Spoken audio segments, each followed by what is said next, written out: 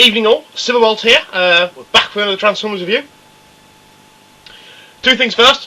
One, the camera angle is different. I have sorted out my bedroom and I've got rid of this low-riding coffee table that I had where the webcam was blue tacked to the top of my monitor, and I've put in this 4-tier thing, wooden thing. And if I have the webcam on one shelf, it's too low. If I have the webcam on the other shelf, it's too high. So at the moment, it's actually wedged in between the PC monitor and the TV. A perfect head height for me. So there we go.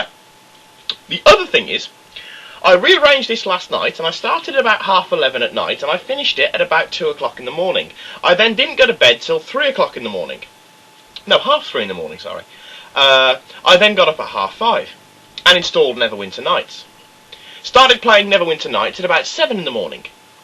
Stopped playing with Neverwinter Nights at about 7 in the evening.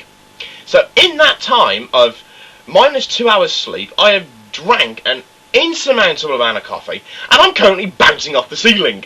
So you will have to excuse me. So I'm doing a review of my favourite Transformers character, Silverbolt.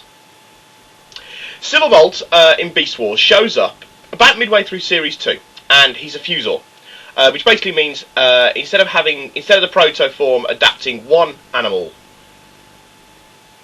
beast mode, it has two. In Silverbolt's case, he's half wolf, half lion.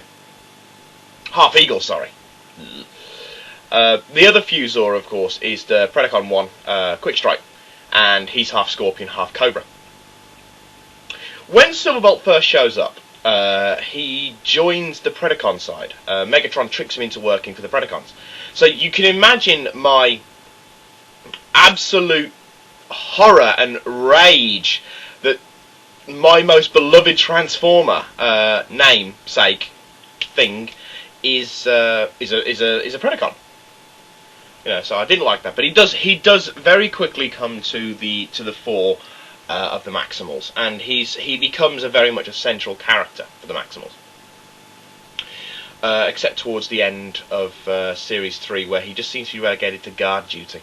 But anyway, character-wise, if Silverbolt was... if Optimus Prime could be compared to someone like Captain America, All-American hero, Silverbolt would be King Arthur. He is very noble. He is a very, very noble, honourable warrior. To the point where he is every feminist's worst nightmare. I mean, he refuses to fight Black Arachnia because she's female. Okay? But it doesn't stop there. Oh no, it doesn't stop there. Silverbolt is extraordinarily naive at times. To the point where you want to slap him. And that naivety does come for some very comic moments. Especially when Silverbolt develops a thing for Black Arachnia. And falls in love with her. Yes, the shudder was for various images I've seen online of Silverbolt and Black Arachnia. But anyway, let's not go there. And at times it's cringeworthy to watch, and at other times it's actually quite hilarious. I mean, there are times when Silverbolt launches into one of his "Oh, Black Arachnia, oh, sweet dark mistress of my bosom, please do not leave my side anymore." You want to reach into the screen and slap him and tell him to grow a pair. Because it's like, no, don't! What you're doing is wrong on so many levels. You're a robot! Not to mention the problems it brings up where bestiality is concerned. But it does lead to some highly comic moments.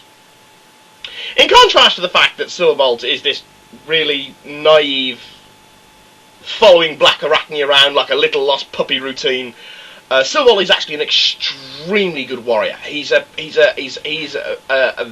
excellent fighter, and very much one of the most skilled of all the Maximals when it comes to combat. He doesn't have a gun as such. He launches missiles from his wings, and those missiles then double up as kind of like clubs. A knight of the Round Table with clubs. Who's to say? Who's to say?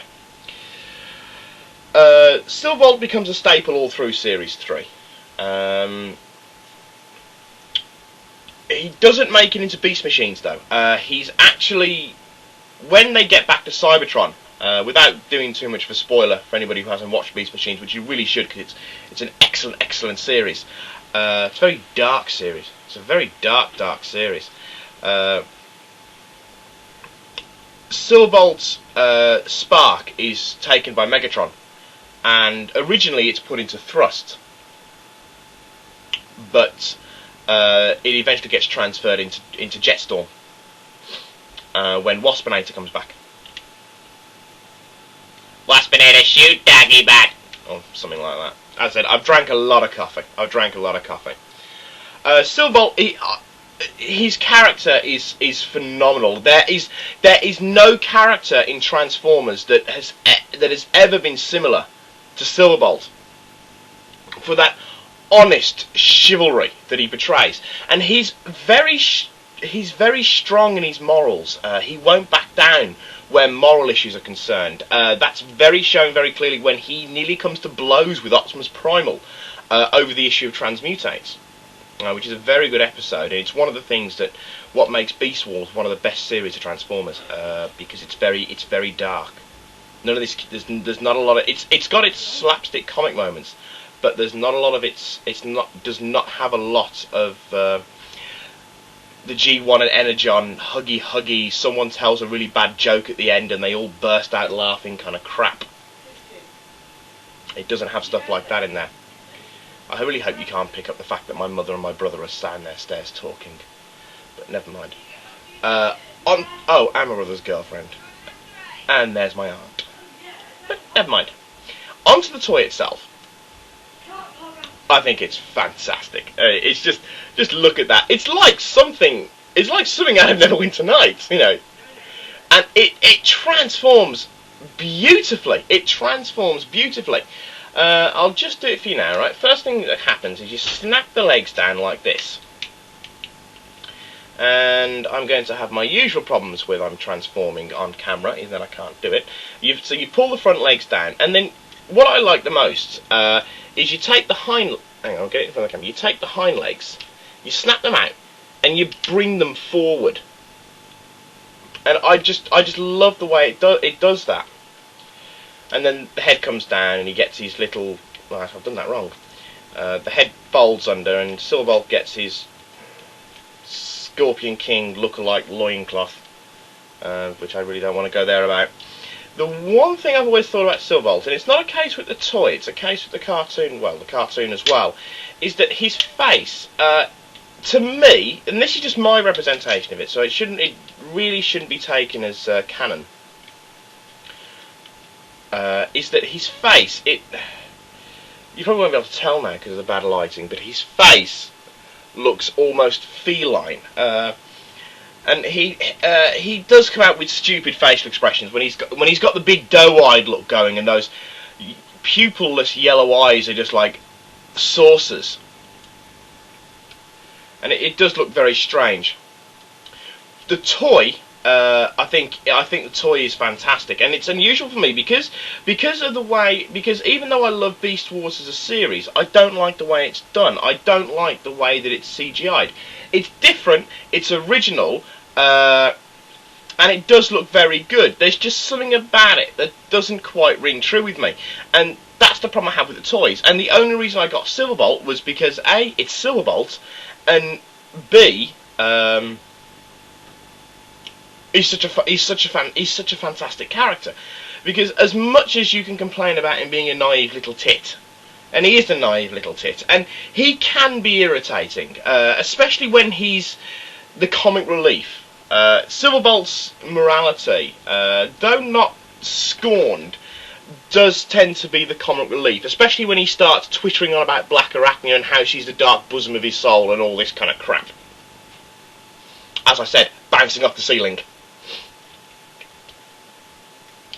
Toy-wise, the only thing I can say I don't like about it is the way the back is. The wings coming up like that, and because if you move the tail, you can't really tell. There you go. If you move the tail, the wing's got a mechanism of wings. The wings don't fold down as they properly should, and they stick out at these weird angles, which might be okay if he was a jet plane, but It's like, you know, you're running through a corridor. You're just going to go. What are you going to do when you find a narrow doorway? You know how Doctor Who always ran away from the Daleks by running up the stairs? Yeah, well, you run away from Silverbolt by running down a narrow hallway, because the wings just go poof. So, there we go.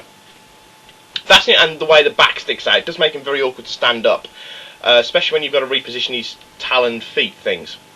But Silverbolt is a funky character. I love the character of Silverbolt, as you can tell.